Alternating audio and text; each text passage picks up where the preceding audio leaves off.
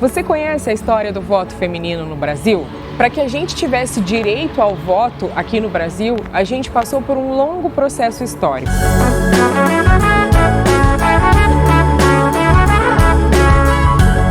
Para vocês terem uma ideia, o Brasil foi colonizado em 1500 e a discussão sobre o voto e o voto só foi instaurado em 1824 por Dom Pedro I. Mas naquela época, ele determinou que só alguns cidadãos poderiam votar. Ele considerava que existiam cidadãos ativos e cidadãos inativos. E as mulheres, os pobres, eram esses cidadãos inativos. Portanto, não tinham direito ao voto. Só podiam votar homens brancos que tivessem poder econômico, ou seja, que possuíssem, que tivessem bens. Naquele contexto, eles acreditavam que as mulheres não eram capazes de formular uma opinião, que não podiam opinar em temas políticos, não podiam ter participação no parlamento e que deveriam ser tuteladas ou pelo marido, ou por irmão, pai, filho, e o único direito civil que elas tinham era o direito à herança. A partir da primeira onda do feminismo, o movimento sufragista, as discussões sobre o direito ao voto começaram a chegar no Brasil por intelectuais, por escritoras, por mulheres que tinham acesso à educação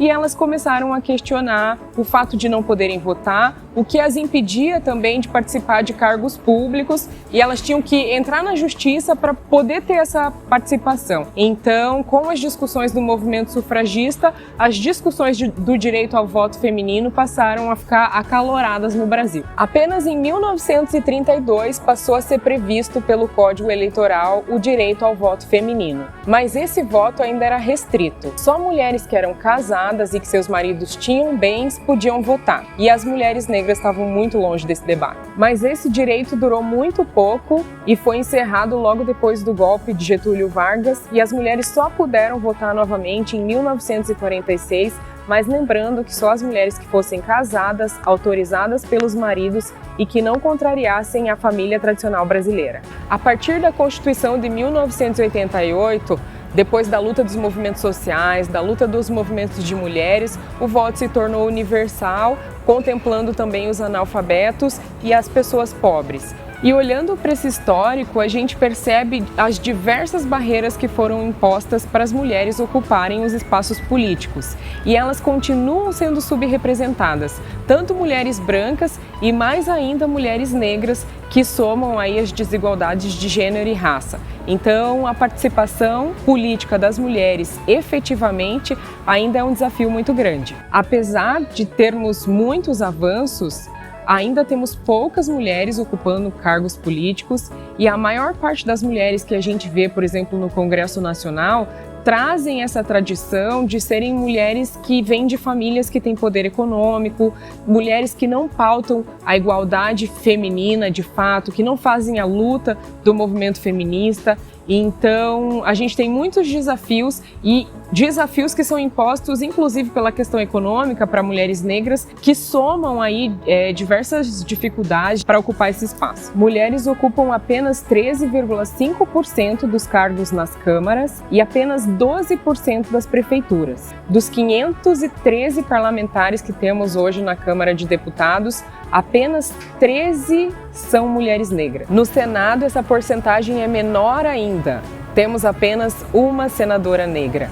Parece muito repetitivo a gente ficar falando dessas coisas, mas é muito importante que a gente continue promovendo esses debates, porque essa subrepresentação ela impacta diretamente as nossas vidas na falta de políticas públicas que contemplem a diversidade das mulheres brasileiras. Uma loucura pensar que a gente não tem ainda um amparo realmente social, um amparo da administração pública, do Estado, porque a gente não tem mulheres formulando nesse espaço. Então, a gente precisa continuar falando da participação política das mulheres, inclusive porque quando as mulheres alcançam esse espaço, quando as mulheres negras alcançam esse espaço, elas sofrem diversas violências.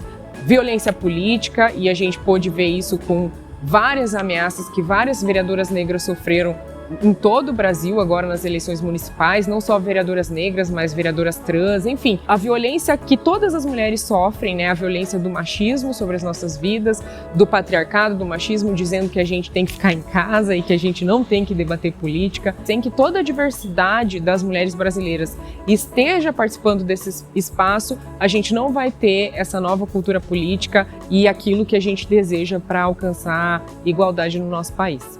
Pessoal, a gente fez uma caixinha de perguntas lá no meu Instagram e agora eu vou responder algumas perguntinhas que me mandaram lá. A Valverde Tissa perguntou: as sufragistas difundiram a importância do voto feminino. No BR, qual grupo se destacou? Qual grupo de sufragistas? Eu não sei se tinham segmentados os grupos de sufragistas. A gente considera as sufragistas no Brasil como a primeira onda do feminismo no Brasil. Então elas foram o primeiro movimento assim, organizado por mulheres com o debate principal, que era o direito ao voto. Acredito que essa foi a primeira luta que elas fizeram aqui no Brasil e não sei se existia outros segmentos dentro dessa primeira onda do feminismo aqui. No Brasil, tudo perpassa pela questão racial, infelizmente. Uma afirmação, né? No Brasil, tudo perpassa pela questão racial, infelizmente.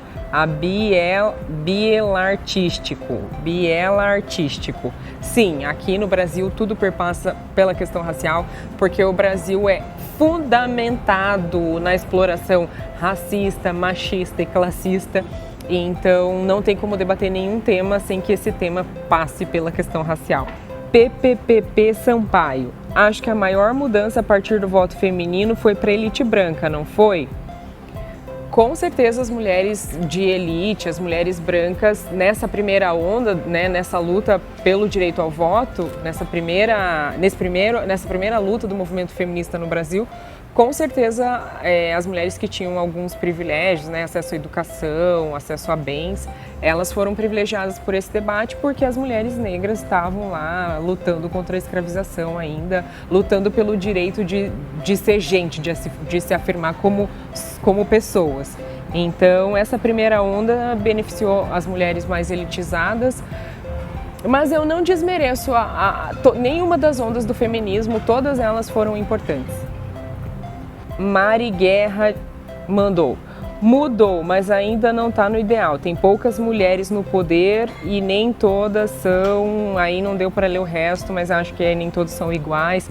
Sim, mudou alguma coisa, como a gente falou ao longo do vídeo, né? A gente teve alguns avanços, mas esses avanços não são significativos. A gente ainda é a maior parte das eleitoras e não estamos devidamente representadas. Eu acredito que a gente só vai poder dizer que tem democracia de fato quando a gente tiver lá 52% de mulheres representadas e que esses 52% também represente essa diversidade de mulheres, né? Porque não somos todas iguais.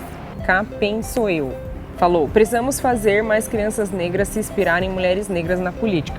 Sim, a partir do momento que a gente vai entrando nesses espaços, a gente vai criando, né, essa representação, as pessoas vão se espelhando, as crianças negras que nos veem nesse espaço, elas percebem que esse espaço também pode ser delas.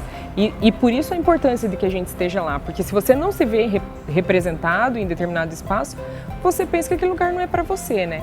E essa mudança, ela vem vindo, ela é cultural também, e conforme a gente vai aumentando a nossa quantidade nesses espaços, e não só em outros, as crianças negras também vão se sentindo representadas. Pessoal, se você gostou desse vídeo, dê um like, curta, compartilhe, comente aqui outros assuntos que você acha pertinente a gente conversar. E eu já aproveito para te convidar, se você ainda não se inscreveu no meu canal do YouTube, se inscreva no meu canal. Se ficou alguma dúvida, se vocês querem que eu responda mais alguma coisa, me segue lá no Instagram, a gente vai colocar mais caixinha de pergunta e semana que vem a gente tem mais um vídeo.